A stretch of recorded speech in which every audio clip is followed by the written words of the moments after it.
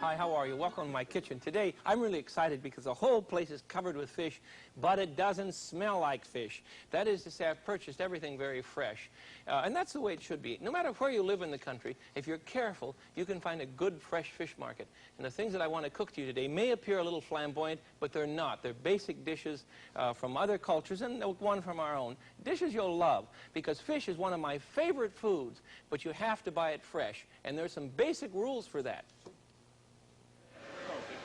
Joe, how do you tell whether or not a fish is really fresh? Okay, number one is the appearance is your first thing. Eye appeal. Eye? You got your coloring, where it's nice and clear. It's not tainted. Your eyes are protruding. Bulging. Bulging, Got it? Okay. Right? Inside. These haven't been cleaned. Oh, they've been, yeah. Oh, they have. I see. But it's, you see, the bones are, the fish is in contact.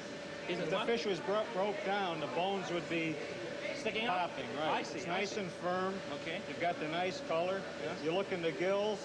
What do you look for? They're not brown. Oh, I see. Very red. No very odor. bright. No odor. A Right. fish shouldn't smell like fish, huh? It smells like fish, but it's not an offensive. Yes, I got you. Right. I got you. This is a red snapper, right? Florida red snapper. All right. I want to use him for making ceviche. Have you ever made ceviche? No, I haven't. Raw fish salad? No. It's a classic from Mexico. I want to take some of these and go back to the kitchen right away. This dish you're going to love. Thanks, Joe, very much. Fresh indeed. Isn't he gorgeous? This is the one I'm going to use to make a ceviche. This is a red snapper. And this big fat rascal is a buffalo fish. I've never cooked such a thing, but today we're going to have fun doing them. First of all, however, I need to, before I do the ceviche, this raw fish salad, don't go away, sit down. Raw fish salad from Mexico is a beautiful thing.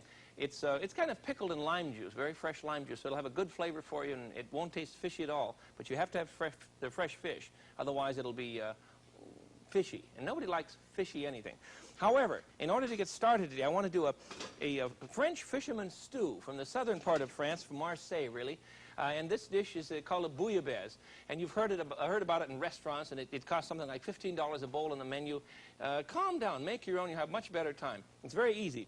In a 12-quart pot, I'm going to put a half a cup of olive oil. Yes, you can substitute other oils, but you know the olive oil is very important for flavor. So half a cup of olive oil. And I want to add about 3 chopped green onions, big fat ones. Yellow onions, not green ones. Yellow onions. I want to cook these down. 1, 2, that's about 3, isn't it? 3 nice onions, huh? And we need some leeks. And leeks, you remember, are a large onion. They look very much like a green onion, you see. But they're all related, of course. We're just going to chop these up. You don't have to do a lot of work on this dish in terms of preparation. It simply takes some time and some good vegetables. Into the pot they go. Beautiful leeks. They have a nice flavor, a little stronger than a regular green onion. And now we need some tomatoes. And I hate to tell you, but I have the same trouble with tomatoes that you have. If you're smart, you'll buy them ahead of time and leave them sitting on your windowsill so that they'll ripen. But these just look awful. They're just not very ripe at all, and that's my fault because I wasn't ready for it. Notice I'm not even coring these. I'm not squeezing any juice out. I'm not doing a thing. I'm simply going to whack them up very quickly and put them in the pot. Maybe I'd better tell you why I'm doing this, because I'm going to strain everything out. So I don't have to worry about what's in the pot. Pits, peels, anything but mud. Mud you can't put up with.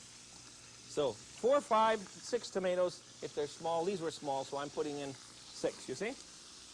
And we'll give that a toss here. That's looking very good. We're going to do fine here.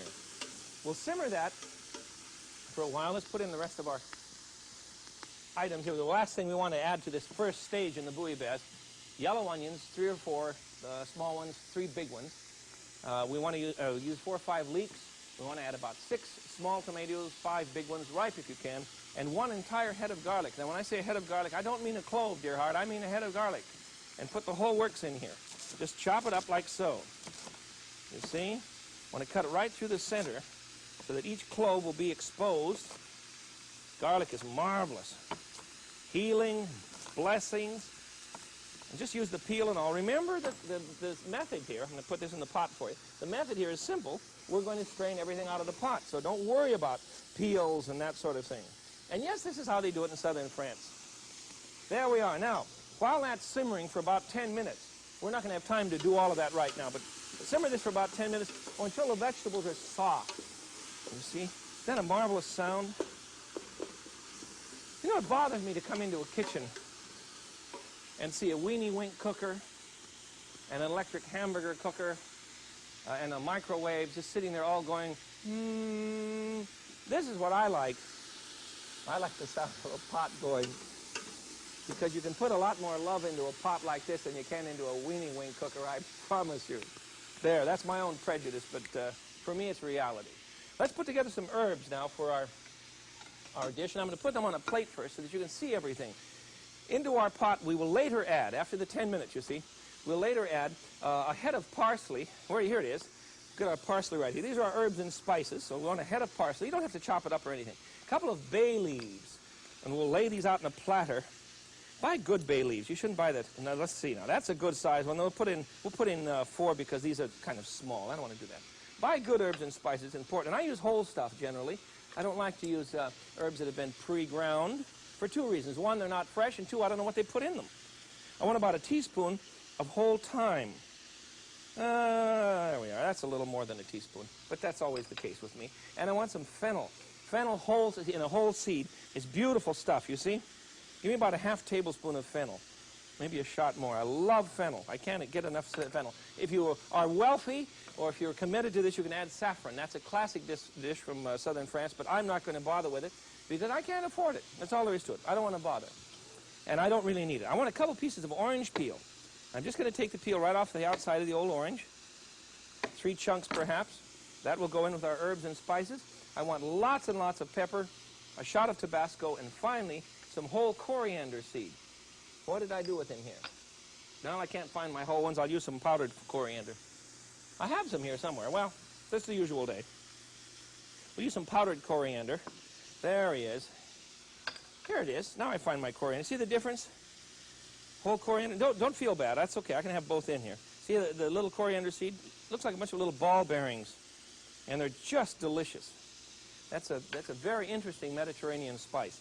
So that will go into our pot now after it's cooked for about 10 or 15 minutes. Let's check things out here. Make sure we're not going to burn the place out. Oh, it's doing fine. So in we go with all of our herbs and spices that we've mixed up. Now remember, we've missed the salt and pepper. Now be gentle on the salt because we're going to make a soup stock out of this, and we can always add salt later if you need it. But otherwise, knock off the salt. We generally put in too much. But pepper, it's impossible to put in too much pepper. I'll stand here and grind for about ½ an hour, but otherwise you pepper to your own taste, will you? And we'll simmer that for a bit, and then add the good part. And the good part consists of heads and bones that we got from our fishmonger. Please be sure these things are fresh. For a fish soup stock, this bouillabaisse, you see, you need some stock material. And I have a bunch of heads and some backs and some bones and some skin and some tails that I picked up from my fish man. He shouldn't charge you any more than about 2 bits a pound for this stuff. If he's a nice fellow, he won't charge you a thing. I have a friend who saw me make bouillabaisse once for a meal, and she came into the kitchen just as I was doing this, putting the heads in the pot. She went into the front room, sat down with her husband, gave him a hug and a kiss, and said, "I won't eat dinner." Oh, why not? After all, bouillabaisse is a lovely thing, and there's nothing wrong with a fish head. We're going to eat the fish eventually. You see, we're going to use his body in one way. We'll add it to the soup later on. At the moment, we're going to make stock out of the head and the tail, and everything will be strained out. You won't see this. Now, to the pot, we're going to add 3½ quarts of water. How many heads and things I have? I had about 5 pounds, 3 or 4, 5 pounds, whatever you can get your hands on, you see. And then we're going to add about 3½ quarts of water. I have this all measured out. 3½ quarts of water. And we'll let that simmer now for about an hour. And then strain out everything. And when you strain out everything, by that, everything you goes and everything you throw away, you'll wind up with a stock. We're going to trade kettles here on you. You wind up with a stock that is simply gorgeous. It's very, very rich. By the way, mine is nice and red, you see, because I added some tomato paste. Those tomatoes I got at the market yesterday were just really, really flat. They were a poor excuse for a vegetable. So I added just a shot of tomato paste, a couple of tablespoons. And so the bouillabaisse is now ready. Let's bring it to a boil. You would make this ahead of time. You can make it a day ahead of time if you like. And store the stock in your refrigerator. You understand what I've done now? Saute the vegetables in the pot. Then I've added the herbs and spices. Then I threw in the heads and tails. 3½ quarts of water. And simmered that for about an hour. Strained everything off. And I have just a lovely, lovely batch of beautiful bouillabaisse stock. Now, what do you do to make bouillabaisse? Well, you can store the stock a day or two in your refrigerator, and then at the last minute, put it on the stove, bring it to a simmer. And when it's simmering, you can begin to throw in anything you can reach at the fish market, anything you would like, but don't use fish that's going to fall apart quickly. And try and time your fish. For instance, I found some clams. These things are just gigantic. In Seattle, we don't use clams quite this big. We would grind these up for chowder, but I'm going to try and cook a few of these and just see what they're going to be like. So let's throw these in the bottom of the pot. That should be enough. For a meal for 4 or 5 people, you see, these are awfully big clams. Let me change burners here. I'm going to move things around so I can get my biggest heat on. When I'm cooking bouillabaisse, I don't want to fool around. I want some real heat, and I want some real action. Now, this will be a little bit quicker. Okay, now the clams are going to take us a few minutes to cook, so let's decide what else we want to put in there. In front of you, you see, I have some buffalo fish. I've never tried buffalo fish in a bouillabaisse, but I think we'll have fun with it. Here's a buffalo fish. Here's some fresh cod. I have some snapper I can use. Oh, and look at these shrimp. Aren't they gorgeous? Look at those shrimp. And, of course, I have some crab legs. We can put all of this in our pot and simply time things so that you will know how long something takes to cook, you see. Let's cut these up into large pieces. I love a good cod in bouillabaisse. That should be enough. And let's put in a few pieces of buffalo fish. The shrimp and the crab, of course, can go in later. Let's see what's happening. That's simmering well, which means the clams have already absorbed enough heat so that they're going to be cooking soon. So it's time to put our fish in, because the fish take very little time. You don't want to overcook it. Be gentle, for heaven's sakes. And we'll throw in these. Look at the shrimp. Look at the size of those critters. Good heavens. Is it all right to have a love affair with a shrimp? You know, I saw those at the market, and I went over and talked to them, and I said, I'm sorry, but you're going home with me. You can't stay here any longer. Not with these people. You belong to me. And some crab. Let me stir up that broth. Oh, so grand. These are the days when I wonder about how you and I are going to get together. You know, I have the table all set, and someday we're going to do it. But you have to call me first. I don't know where you're at. Just call me up and invite me for lunch, dinner. I can be there within 24 hours. I may show up, too. All right, we'll let that simmer for... By this time, we've told our guests to sit down and relax, and we're ready to go, and we're going to have a marvelous time serving bouillabaisse. And I'll show you in a few minutes how it should be served properly. But right now, a classic dish made of raw fish, and it's called a ceviche. It's from Mexico, and it's just glorious. Let me find some. Remember the red snapper that Joe showed us? Joe is at Randolph Fish Company, by the way, a marvelous place. Here's the snapper, and what I'm going to do is to cut the snapper into very thin slices. You see, beautifully fresh fish, very thin slices, and about 1.5 pounds will go, and that's just not a sharp enough knife. I'm tearing the fish. Did you see that? You don't want to do that. Here we are. That's better. Keep your knives sharp. Keep them very sharp. There we are. That should go. We want about 1.5 pounds of fish, you see. And into our bowl, then, we're going to add an entire cup, 1.5 pounds of fish, pound of fish, of good fresh flounder, snapper, even cod will work, but this is red snapper. You're going to add an entire cup of fresh, squeezed lime juice, and that's what's going to cook the fish. It isn't going to be cooked with heat, but with acid. Isn't that a strange thing to do? But chemically, that's what we're doing. And remember, it takes a while to get a cup of lime juice out of one of these little stinky critters. But if you have a reamer, if you can find yourself a lemon reamer like this, it doesn't take very long. And you just squeeze and push, and the juice just flows. This is a marvelous device, and fresh lime juice is great. Frozen will not do. Bottled will not do. Forget about it. The flavor is going to be very different. Now let that sit for about 1.5 hours. Got that? At the end of the 1.5 hours, we want to prepare some vegetables to put into our large bowl of ceviche. And we'll need a red pepper. That's a beauty. And perhaps a green pepper. And let's add, it is 1 ripe tomato. Let's try that. And how about some green onions? I'd like a couple of green onions, too. There. Now I'll chop all of this up, slice it up thin. Let me show you how to do a pepper quickly here, because this red pepper is so beautiful. See if we can find room. I love a messy kitchen because it means there's something coming on the table soon. Cut the pepper in half, and then simply pop out the core very, very quickly so you don't have to fool. Oh, look at this. Look at this. It's having children. Isn't that marvelous? Isn't nature a wonderful thing? It has no secrets. You and I are the only weird ones. Look at this. You see? The little seeds inside that have already developed into other peppers. That's the strangest pepper I've ever seen. And we'll cut the pepper then into strips. And do the same with our green pepper and cube up our tomato. Now remember, when you cube a tomato, if your knife is sharp, there will be no juice on the board. Do you understand me? There will be no juice on the board, so let's try it. See, I'm using my knife properly in that I'm going back and forth. I'm not pushing. Should have cored the tomato, shouldn't I, huh? Guess that would be proper. There we are. Now, go back and forth. You see, cube your tomato thusly. Don't push on it. And then back and forth again. You see how I saw the tomato up?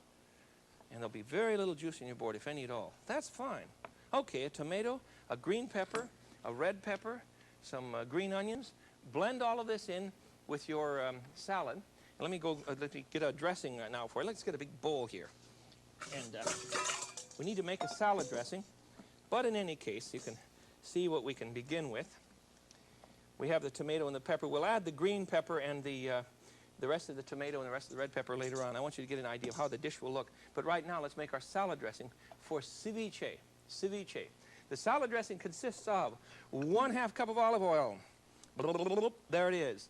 2 cloves of garlic, smashed up. And I'm using my little favorite garlic presser here. Garlic masher. Oops, come out of there. Don't lose a clove of garlic. Good heavens.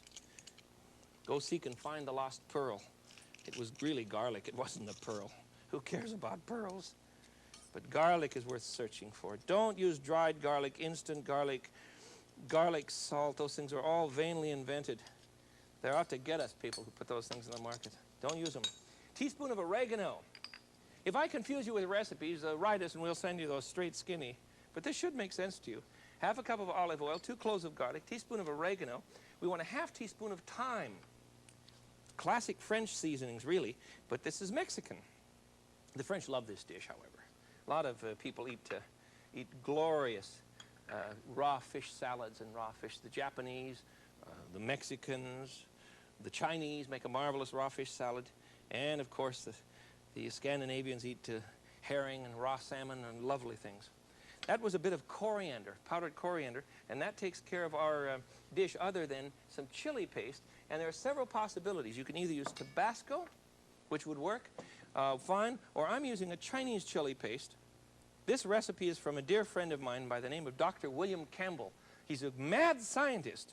He climbs underneath glaciers and swims about, and then when he gets out from underneath the ice, he sits down and he cooks things like ceviche. And he likes this chili paste, China chili and garlic paste, delicious stuff. And you can blend it into your salad so that the salad should have some oomph, should have some serious jump to it.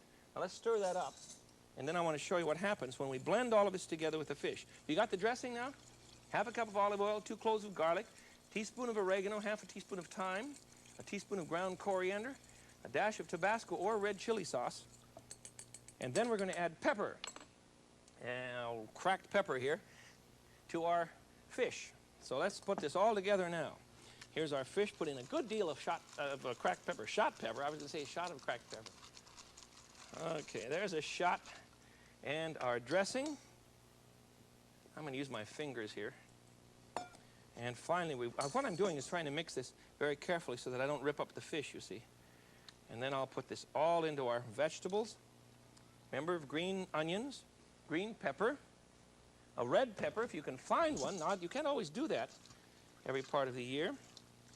Toss the whole works together with the dressing. And for heaven's sakes, leave the lime juice in there. That's what makes it delicious. There's one green onion on the loose. All right, let me get one out of the refrigerator. Then marinate this you marinate it for 1.5 hours in just lemon juice, remember? Then marinate it after you put in the vegetables and the dressing with the lime juice. Don't take the lime juice out. Marinate it again for another hour, cold, chilled, and look what you come up with. A simply glorious salad. Mine's in the refrigerator, and I'll get it out for you now. Keep towels all over the place or you'll slip and kill yourself on olive oil and peanut oil. What a good way to go. Oh, this is gorgeous stuff. Just terrific. You see? See what I have? There. And I'll very gently place this in the salad bowl just before my guests arrive because I want it cold. Very cold indeed. Here we are. And on top of that, I'd like to put a garnish of perhaps avocado. Though that just adds a little, you know, flounce and hoi polloi. You don't have to do that, of course. But it certainly looks nice, doesn't it? Maybe you want to put a lemon wedge on that. It's just delicious. It's just amazing. And people will say to you, raw fish salad? What are you doing? But they'll take one taste, and that's it. You've won them. You've won them. Let me set this aside here for you. Good Lord, we're not going to have enough room. Harold, you're going to have to move over. Poor fellow. He just comes by for a party, and he winds up in the pot. I've done that in kitchens. You know, I walk over and say hello, and I wind up helping everybody cook. Let's see how we're doing here. The bouillabaisse is done. You see, it's come to a simmer. Everything is finished. Oh, it's colossal. It's colossal. How would I serve a bouillabaisse? I'll show you how I would serve a bouillabaisse. Let me get a big dipper here. I need to remind you that toast is the classic filler in France. So you might want to put a bit of toast in your bowl first for a classic bouillabaisse. Let me get a plate here so you can see this. This is how I would want it to look at my table. You put a bit of toast in first, you see, in your bowl. Now I'm going to fill this with an assortment of clams and fish, crab.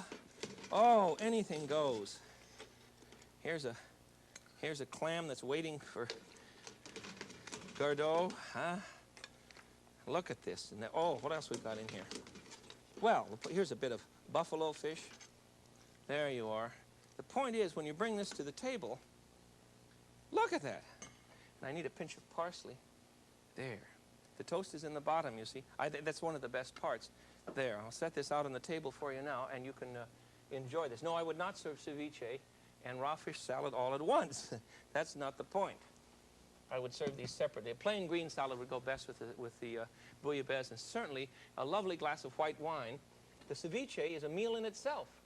And you can have a glass of Chablis with this, and perhaps a little green salad too, because it's very, very...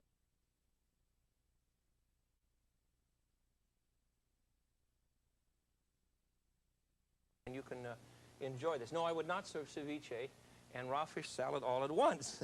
That's not the point. I would serve these separately. A plain green salad would go best with the bouillabaisse, and certainly a lovely glass of white wine. The ceviche is a meal in itself. And you can have a glass of Chablis with this, and perhaps a little green salad too, because it's very, very rich. Let me show you one other thing that you can do with this beautiful stock that we have. I'm going to... Oh, you didn't get any shrimp. I'm sorry. I'm sorry. Here he is.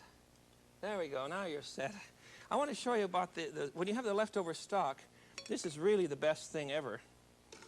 I would do this in a saucepan and warm it just gently. But look what I'm going to do. Put a bit of the stock in the bowl, and I'm going to add some cream to this. Whipping cream. Whipping cream? Come on, Frugal Gourmet. Well, now and then you have to blow the old butterfat count and serve this. Oh, I want to stop right now and taste. Serve this with a bit of parsley on top. Look at the oil. That's not from butter. That's olive oil and the oil from the fish.